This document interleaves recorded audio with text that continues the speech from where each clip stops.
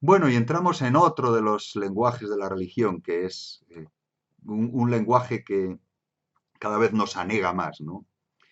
Eh, el ciberespacio como lenguaje de la religión, ¿no? Internet como fuente para el estudio de las religiones, ¿no? Y bueno, pues es un campo disciplinar, el de las religiones, que desde siempre ha sido, bueno, pues foco fundamental para Internet, ¿no? Desde el principio, vamos, desde el... Fíjense, una de las primeras grandes polémicas que asociaba Internet con religión, que se parece un poco a las polémicas que ahora tenemos con inteligencia artificial generativa y demás, ¿no? Y cultura, o si quieren llamarlo educación, es la Heaven's Gate en 1997. En 1997, si quieren pueden pinchar esto y lo ven un poco, ¿no? Lo que fue un suicidio. Este fue el líder del grupo, este Heaven's Gate, Puerta del Cielo. Eh, ¿Qué era lo chocante de Heaven's Gate? Pues se habían conocido todos por internet, eran mayoritariamente ingenieros informáticos.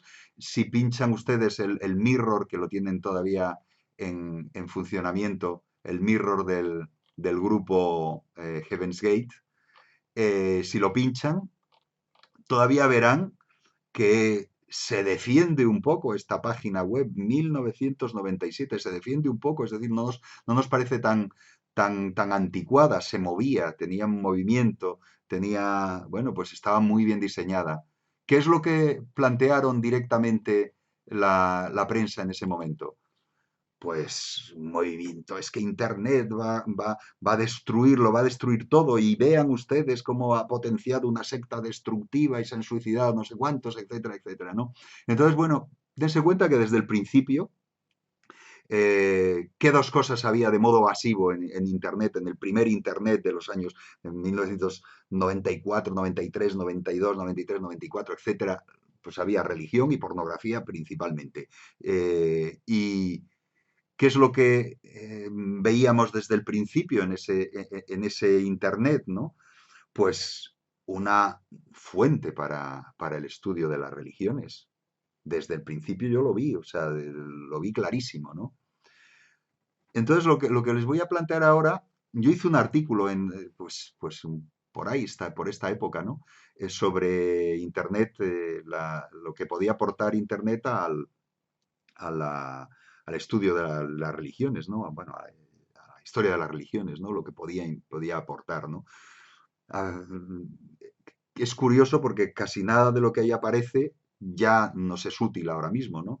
Entonces, ¿por qué? Pues porque son cosas que han desaparecido o ya no las vemos, ¿no? Como antes había que hacer telnet, no sé qué, toda una serie de instrumentos que nos permitían llegar a algo en menor medida a lo que ahora no podemos llegar, ¿no? Entonces, mm, Internet, ¿qué nos ofrece?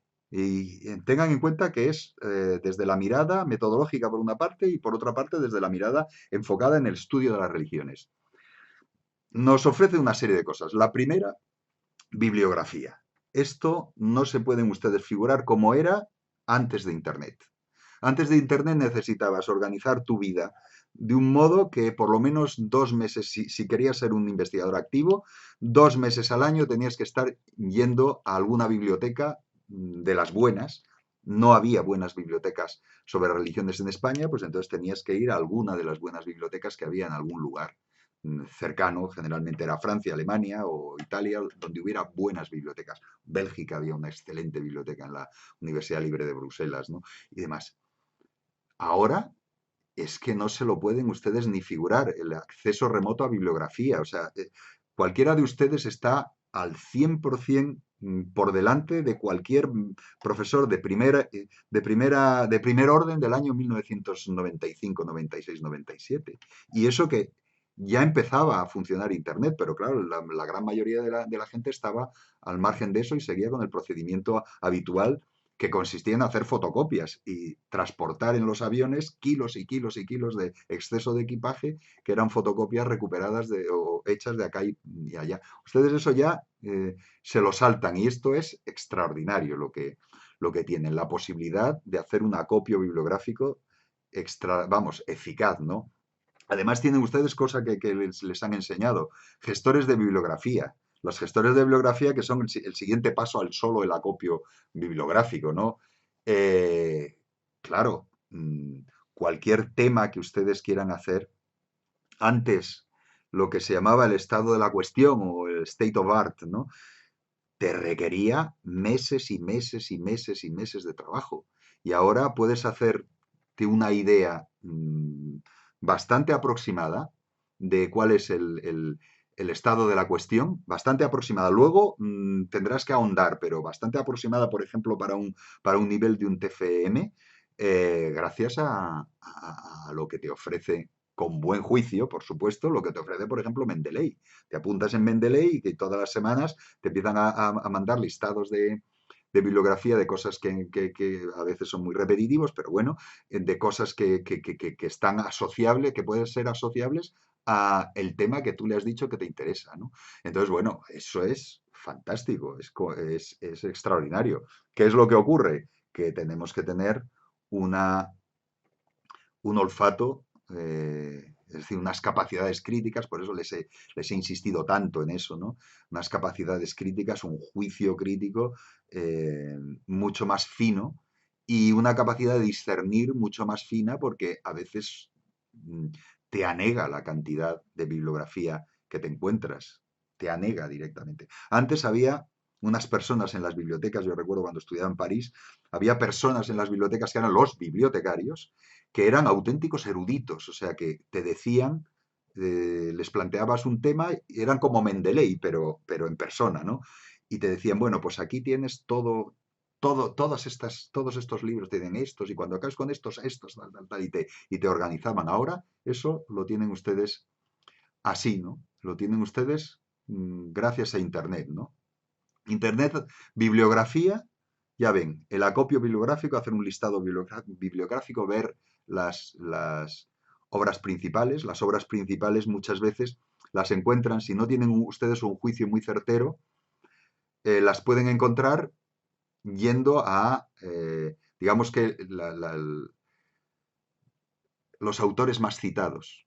Los autores más citados, bueno, pues en cierto modo están dándote una idea de por dónde va el camino, el mainstream, ¿no? El camino principal. Que puede que para su investigación les interese conocer mejor no el mainstream, sino otros caminos laterales, porque justamente lo que les interese es ver ópticas distintas, pero necesitan la mirada general para darse una idea de lo que hay y a partir de ahí ir pensando. Pues esto ya lo ven. En fin, tienen esa extraordinaria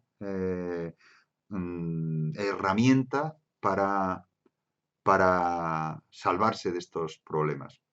Y además les sirve, en fin, yo les aconsejo que los gestores de bibliografía los usen si pueden, porque tienen una ventaja añadida que en la próxima clase lo veremos con un poco, tocaremos un poco, y es que ustedes el siguiente paso que tienen que hacer, además de leer, es publicar. Y a la hora de publicar, no en todas partes utilizan las mismas normas de publicación. Y tienen la ventaja estos gestores de bibliografía que pueden cambiarte los modos de cita bibliográfica dependiendo de lo que necesites en relación con donde vayas a publicar. Porque hay gente que hay publicaciones que dicen que haremos el APA, pues te lo da en APA.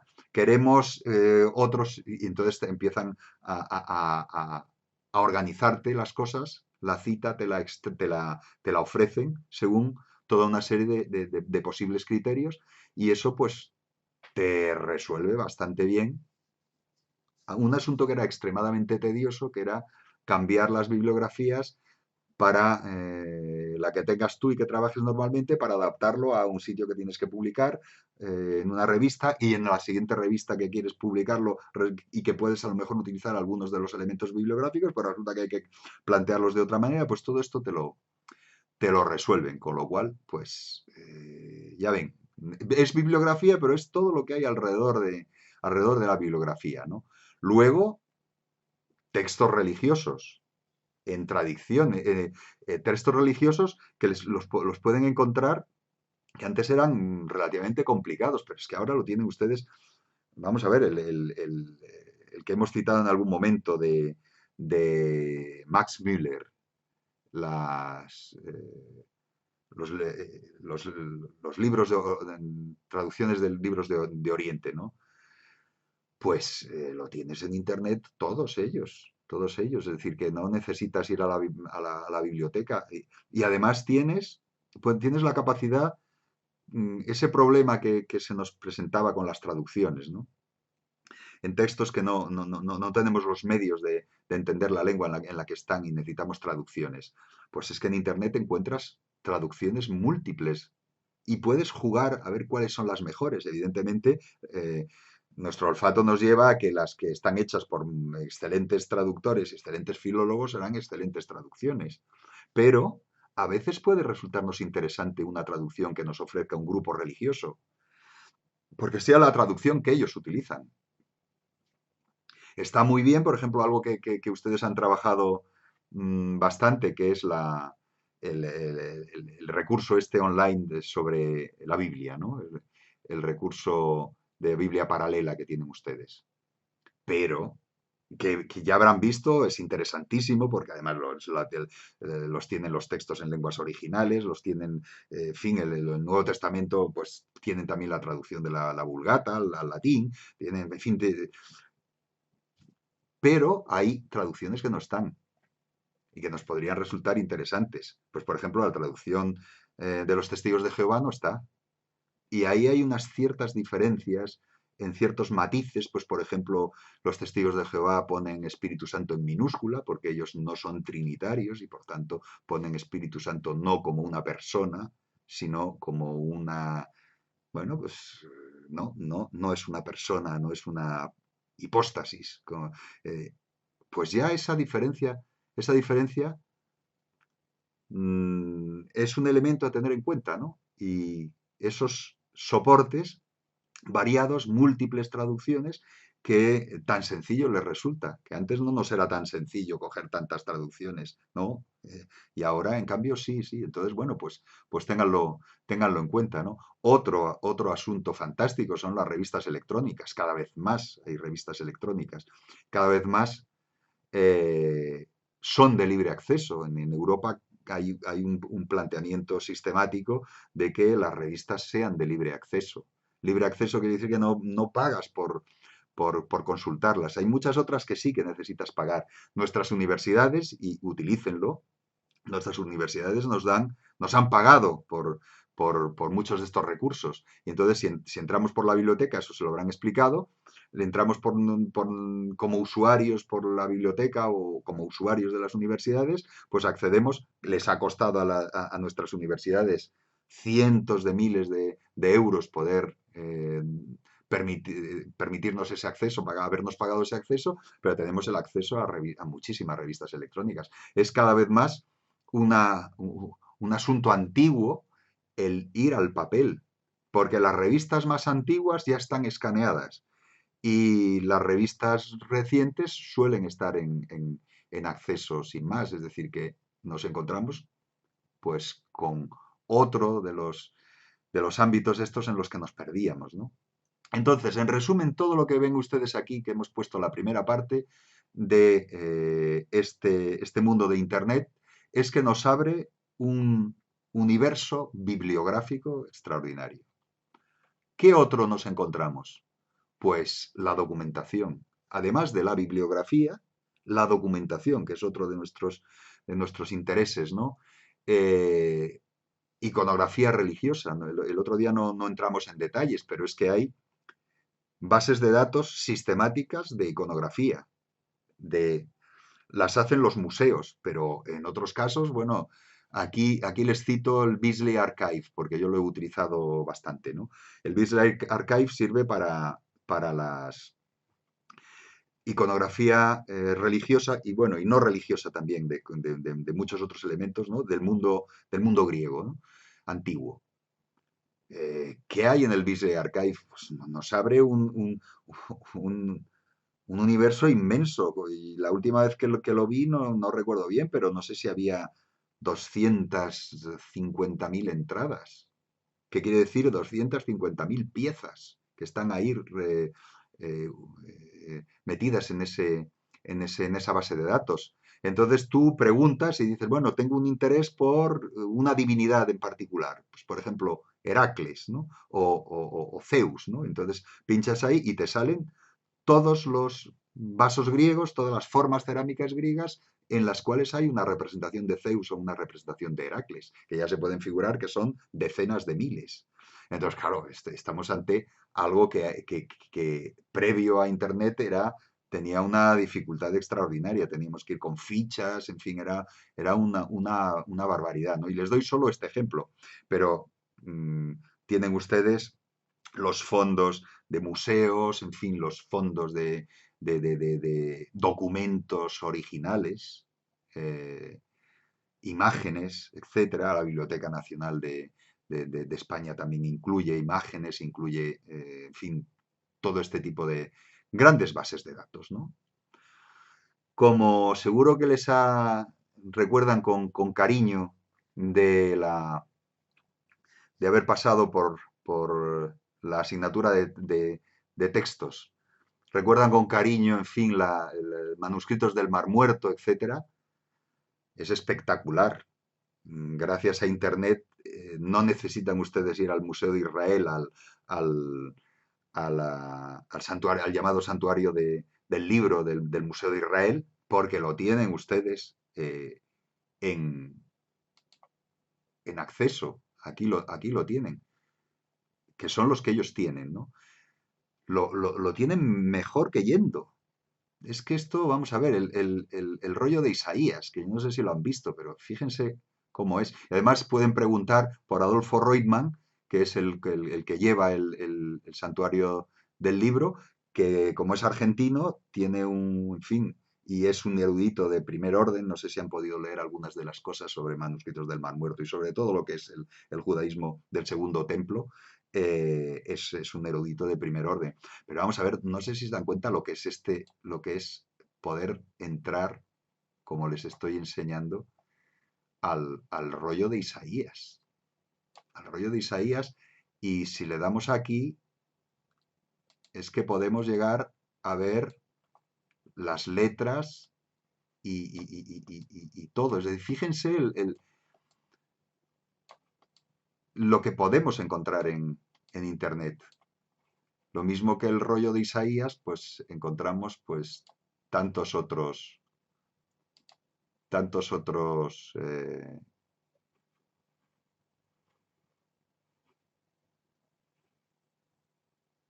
el rollo del templo, la regla de la guerra, en fin, tantísimas otras opciones que tienen ustedes para, para ver, ¿no? Eh, y como esto, les doy algunos ejemplos, ¿no? Pero es que hay muchos de estos, y la documentación cada vez en mayor medida van ustedes a tener acceso a esa documentación gracias a Internet. Entonces es un juego extraordinario lo que da este elemento de análisis, ¿no? Siguiente, la socialización de lo que se estudia. Antes, pues, para socializar lo que se estudia, eh, tenías que ir a congresos, tenías que escribir cartas y esperar que llegaran. Ahora los grupos de discusión, los grupos de intercambio de información, las listas de estudio, es que hay, en fin, cantidades, ¿no? De todo esto, además de, por supuesto, en fin, grupos especiales que puede haber en distintos, en WhatsApp y en distintas redes sociales que las hay, ¿no? Yo aquí me centro más en algunos de estos grupos de discusión y grupos de intercambio de información y uno en particular les aconsejo que no dejen de verlo, ¿no? Que es el de la EASR, que ya conocemos, la European Association for the Study of Religion, que tiene toda una serie de listas especializadas que tienen una doble ventaja. Probablemente el próximo día hablemos también de ellas, ¿no? Yo les aconsejo la que funciona para los países del sur, es decir, Italia, España, Portugal, y que encuentran cosas en italiano, en español o en portugués, que es la Todancin, ¿no? Que es esta lista patrocinada por la EASR. Si quieren, echamos un vistazo y la vemos desde aquí. Las e-networks, que bien que ven ustedes ahí arriba. Y entonces tenemos unas cuantas, Candides, la francesa, eh, bueno, Dolmen es la alemana, en fin. ¿Qué hay en Yggdrasil es la de los países nórdicos? Eh, mm, Todansing es la nuestra. Yo les aconsejo que directamente se metan pidan la entrada y reciben, no es una cosa muy agobiante, reciben información. La verdad es que yo les aconsejo, si les interesa la investigación en estos temas, que se metan también en Dolmen, la inglesa, bueno, la de el mundo este. eh, lo ven por las zonas, ¿no? Dolmen es en inglés, pero se meten muchísimos alemanes también, en mayor medida que en todas estas. Dolmen es la que más tiene, ¿no? ¿Qué es lo que incluye? Pues te dicen cosas que ha pasado, gente que se ha muerto, biografías, y te dicen gente que necesita investigadores, por ejemplo, para hacer tesis doctorales en temas determinados de proyectos de investigación europeos y proyectos de investigación de distintos países. Es decir, que además no solo es que te enteras de lo que se hace, no solo es que discutes, porque a veces te dicen, oye, pues tengo un problema, a ver si alguien me lo resuelve, tengo un problema con este asunto que se me ha planteado en tal, y los demás pues empiezan a darle ayuda, a decirle, mira, a lo mejor no has leído esto o lo que fuera, ¿no? Es, como ven, un instrumento para mi gusto de primer orden, ¿no? Eh, entonces, pues no dejen de utilizar.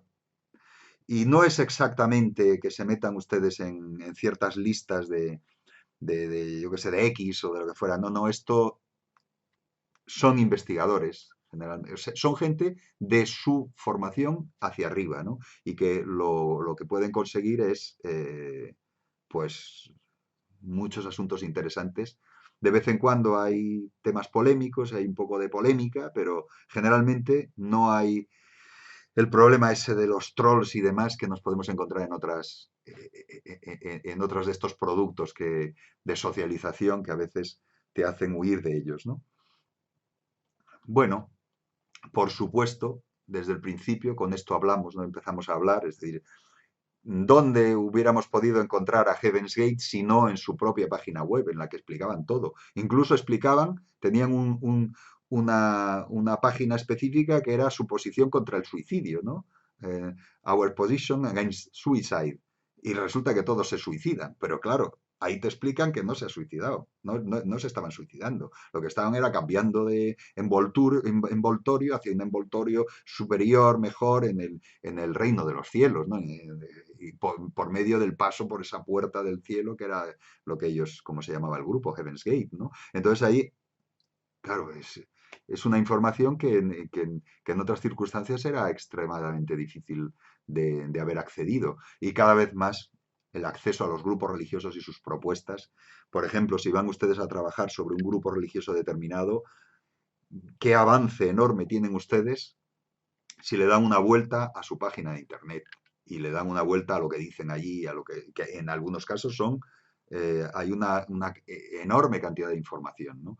Entonces, bueno, pues a veces es un foro en el cual hay información que no hay otro medio de procurarse, ¿no? Que está ahí y es muy difícil encontrar mm, dónde buscar eso que no está en Internet, ¿no? Entonces, bueno, pues eh, problemas. Pues que cabe la posibilidad de que una página elaboradísima y con una enorme cantidad de información haya detrás una sola persona. Ustedes no lo pueden saber y ahí es donde está el problema. Método crítico y otros instrumentos de análisis, ¿no?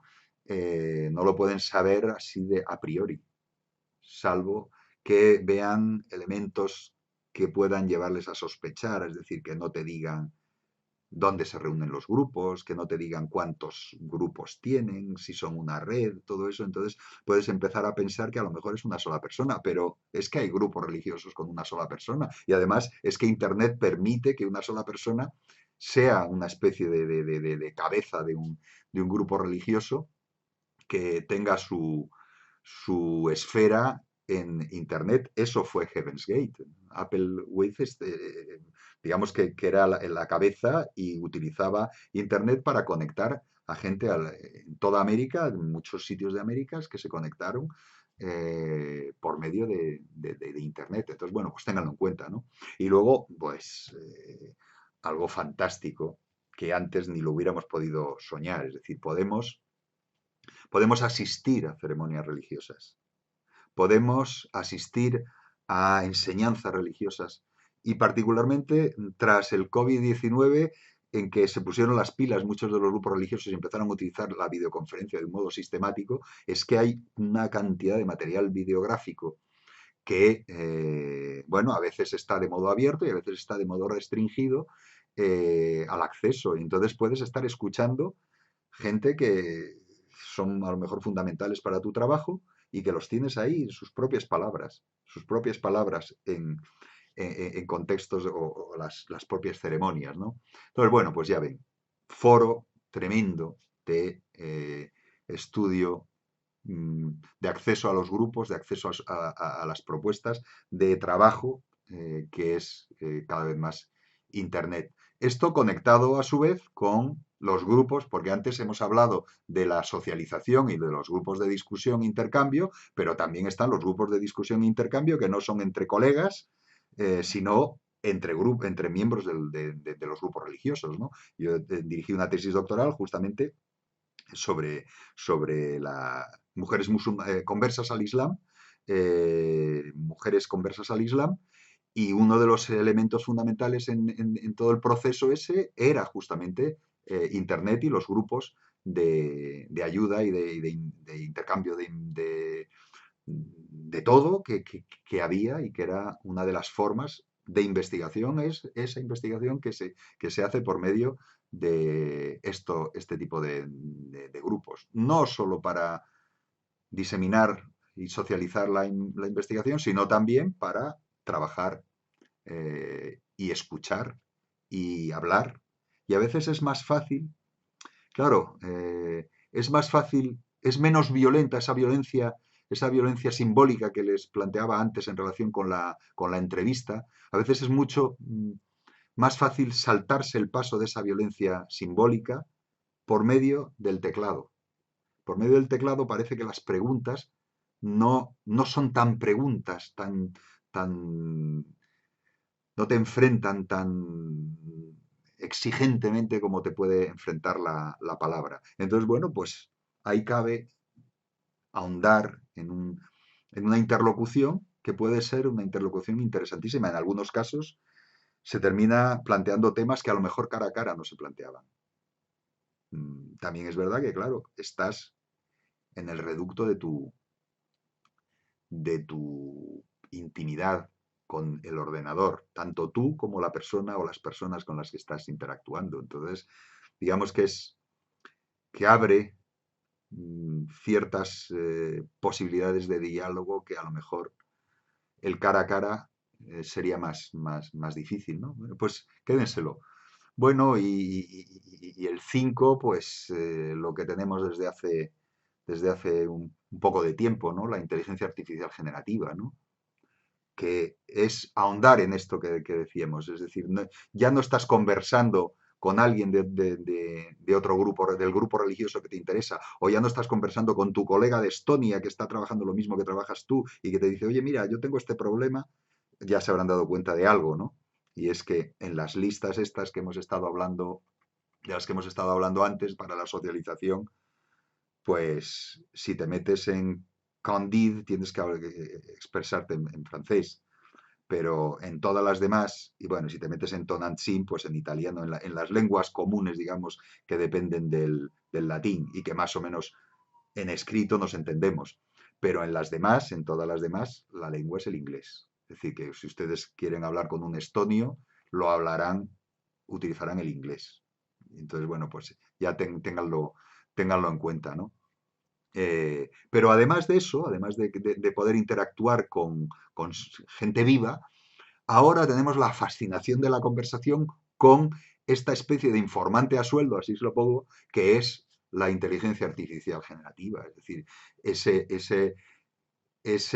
especie de, en fin, en las clases con Reutemann, por ejemplo, Reutemann, del que les cité antes, que lo hemos tenido varias veces en la Universidad de La Laguna y tal, él nos hablaba siempre él lo llama rabino Google, ¿no? El rabino Google que lo sabe todo, ¿no? Pues ahora tenemos el rabino inteligencia artificial que lo sabe todo.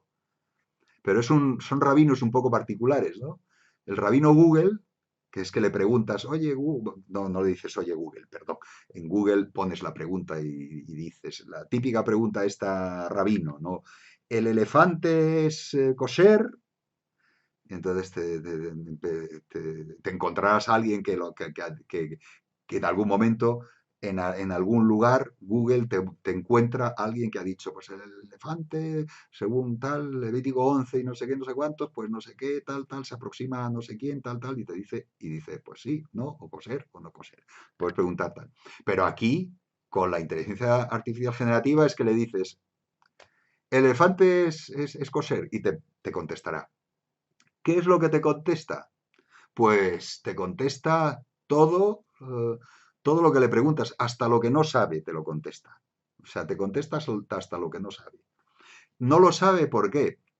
Pues porque, por dos elementos, ¿no? Uno, que a lo mejor no te conoce lo bastante, es decir, cuanto más la utilizas, más te conoce y más sabes por dónde andas. Eso es un arma de doble filo, porque más te va a decir lo que quieres escuchar. Y por otra parte, porque a lo mejor no tengas suficientes elementos que les sirvan para desarrollar un discurso en la línea, en el momento en que te conoce, en la línea del nivel de respuesta que tú puedes necesitar. Que evidentemente los niveles de respuesta que necesitamos la gente como nosotros son niveles universitarios, es decir, el top de lo que la inteligencia artificial generativa es capaz de producir como respuestas, ¿no? Las respuestas para universitarios. Entonces, ¿qué puede encontrarse? Pues que no tenga suficiente material. Y entonces, pues que empiece pues a delirar, que a veces lo hace, ¿no? A delirar. Entonces, pues hay que tener muchísimo cuidado, ¿no? También otra vez nos encontramos con el mismo problema que antes, ¿no? Todo lo que está en la línea del mainstream es lo que te va a contestar principalmente. Va a contestar, como que contesta muy rápido, te va a contestar principalmente lo que encuentra que muchos hayan puesto. Pero a lo mejor a ti te puede interesar que te conteste algo un poco peculiar. Entonces, bueno, pues es mucho menos fiable en temas más concretos y más lejos del mainstream. Aunque es posible que cuanta más gente lo utilice, más y más tenga ahí metidos datos, pues sea capaz de generar cosas más cercanas, ¿no? a lo que puedes necesitar, ¿no? Y claro, el problema es que la respuesta suele deambular por esos territorios de lo académicamente estándar, ¿no? Eso es un problema, ¿no? Y de lo más común y de lo tenido por más correcto. Y entonces, bueno, pues ahí tienen ustedes que tener cuidado con lo que les contesta a la hora de eso convertirlo en algo que les pueda servir para su trabajo, ¿no? ¿Qué? Pues hay que tener una muy necesaria prevención metodológica en relación con el uso de la inteligencia artificial generativa, ¿no? Hay que tener una prevención metodológica hacia argumentos religiocéntricos o sesgados, porque puede ser que eso sea lo que encuentre principalmente y te suelta una respuesta que es directamente sesgada o directamente profundamente religiocéntrica y problemática, ¿no? Entonces, bueno, pues ténganlo presente. Esto quiere decir que les digo que utilizar la inteligencia artificial generativa les puede resultar útil, o muy útil en algún caso, porque les puede desbrozar las cosas, pero tiende a lo que les digo. Tiende a que le preguntes una cosa y te dé un estándar que incluya lo que estima que es lo que mejor se adapta a lo que tú quieres escuchar. Es decir, que viene a ser un informante de estos, les decía antes, como un informante a sueldo, que te va a decir lo que tú quieres escuchar, ¿no?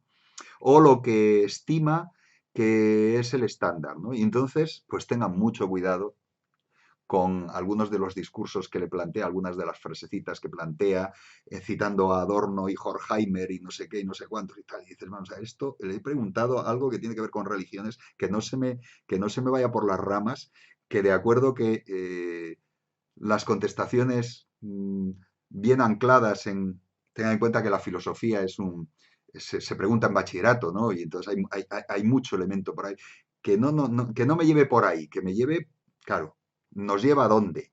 Fíjense la cantidad de másteres que hay en filosofía y la cantidad de enseñanzas, grados que hay en filosofía y lo poquito que hay de lo que nosotros hacemos, ¿no? Entonces, claro, tiende a hablar de eso y no hablar de eso y hablar de esos estándares y a citarte, pues, personajes que en última instancia, pues, no nos son, en fin, no pueden ser lo que necesitaríamos, porque ya ven que lo que les estoy diciendo, ¿no? Que hay que revisar muy bien lo que te ofrece la inteligencia artificial generativa. Yo he tenido con alumnos míos unas experiencias un poco peculiares, ¿no?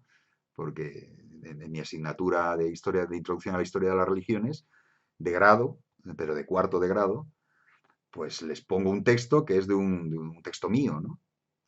Y entonces tienen que hacer un análisis, ¿no? Y plantear pues un poco parecido a lo que hacen ustedes, una, una especie de reflexión sobre eso, ¿no? Entonces, pues me figuro que hay una persona en particular que no tenía tiempo para hacerlo y se lo preguntó a ChatGPT, ¿no? Y claro, ChatGPT, el producto que aquello salió de ahí, directamente lo leo yo y digo, pero esto es exactamente lo contrario de lo que yo digo.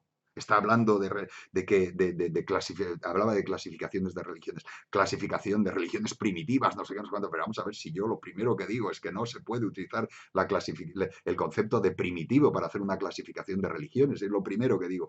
Pero ¿qué es lo que había hecho? Pues había puesto lo que le había parecido más pertinente para salir del paso en última instancia, que es de lo que se trata, o sea, contestar lo más rápido posible, que es lo que hacen, es que contestan en segundos, ¿no? Entonces, claro, había puesto allí y luego la bibliografía, efectivamente salía una bibliografía correcta, pero otra bibliografía era un poco fantasiosa, si no fantasiosa del todo, ¿no? Entonces, tengan cuidado con eso. No se fíen, no se fíen y no vayan a presentar el TFM cosas directamente extraídas sin mayor análisis ulterior de ChatGPT o de cualquier instrumento que estén utilizando de ese tipo, ¿no? Pero claro, yo no les digo que no lo utilicen. Lo que tienen que utilizarlo, por favor, con cabeza, ¿no? Que no sea un recurso de último segundo. Es decir, por ejemplo, en el examen, que se dejen el examen para los 10 últimos minutos y le pongan a ChatGPT y le diga, a ver, contéstame tal, tal, tal. Le va a salir una monstruosidad. A lo mejor no saldrían mal parados si fuese algo que tuvieran que presentar para bachillerato, pero para esto y en este contexto de estudios de las religiones con lo que les digo, las circunstancias, podríamos llamar, metodológicas que hay detrás, mm, cuidado con el religiocentrismo, cuidado con, pues evidentemente no va a tener ese cuidado porque muy bien tendrían que saber ustedes trabajar con ChatGPT, que hay gente que es capaz de hacerlo, muy bien, metiéndole toda una serie de documentos para que él, el- el- el, la máquina fuese capaz de producir algo en la línea de lo que ustedes necesitan, metiéndole mucho de eso para que fuese suficientemente relevante sin el análisis posterior de ustedes, ¿no? Entonces, bueno, pues ¿qué tenemos? Pues un nuevo modelo de fuente. directamente. Por eso les estoy insistiendo tanto en ello. Un nuevo modelo de fuente. Una, más que una fuente para el estudio de las religiones al estilo tradicional, es un nuevo modelo de ofrecer información multisoporte y de gestionar información multisoporte desde lo que serían los instrumentos, como es la bibliografía, hasta el material específico documental que solo se halla en red. En fin, es una mezcla, porque es multisoporte, de religión legible, audible, visible, en fin, con ChatGPT encima, pues también hablada y demás. Es una auténtica, un lenguaje de la religión que tiende a convertirse, eso es un problema, tiende a convertirse en hegemónico, ¿no? En mayor medida, pues porque es tan versátil que nos fascina completamente, ¿no? Lo que produce y ya con la inteligencia artificial generativa, pues aún en mayor medida, ¿no? Que lo que les he dicho, necesidad del uso más sofisticado del método crítico, en mayor medida. Ahora mismo a ustedes lo que les sobra es documentación, lo que les sobra es información. Así como cuando yo estudiaba lo que faltaba era información, porque se estudiaba esto de religiones, se estudiaba en muy pocos lugares, en realidad cuando yo estudié en uno solo se estudiaba como tal historia de las religiones. Había filosofía de las religiones en algún otro contexto, pero historia de las religiones que no fuera universidades de la iglesia y demás, solamente en un sitio. Es decir, que lo que faltaba era información. Ahora lo que sobra es información y lo que hace falta es uso del método crítico, crítica, capacidad de gestión de tanta información según unos parámetros que sean unos parámetros metodológicamente aceptables en esto que les estoy planteando desde hace tantos días, ¿no? Y la pregunta con la que quiero terminar esta pequeña parte de Internet, del nuevo lenguaje de la religión que es Internet, pues es si somos capaces de aplicar a Internet lo que hemos visto, ¿no? Nos relacionamos por medio de una interfaz que es una pantalla. ¿Somos capaces de aplicar el método crítico de un modo comparable al de los soportes tradicionales, que sí que estamos eh, bien capacitados o bastante capacitados? Tiene que ver con esta cuestión, ¿no?, de la posverdad y religión.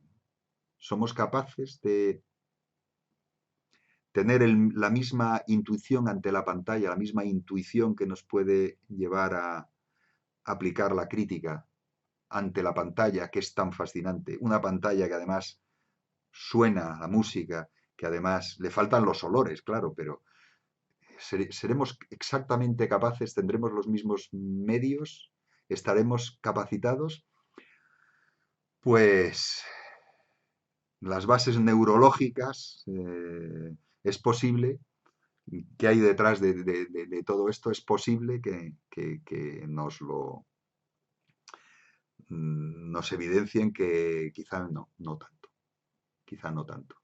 No, se nos rompen una serie de elementos que tenemos en el día a día, en lo que no es lo virtual, una serie de elementos como es el análisis de los gestos, de la gestualidad, del análisis, en fin, todo el lenguaje no verbal que aquí no lo vemos en absoluto y que nos permite detectar cosas que no es tan fácil de detectar a través de la pantalla.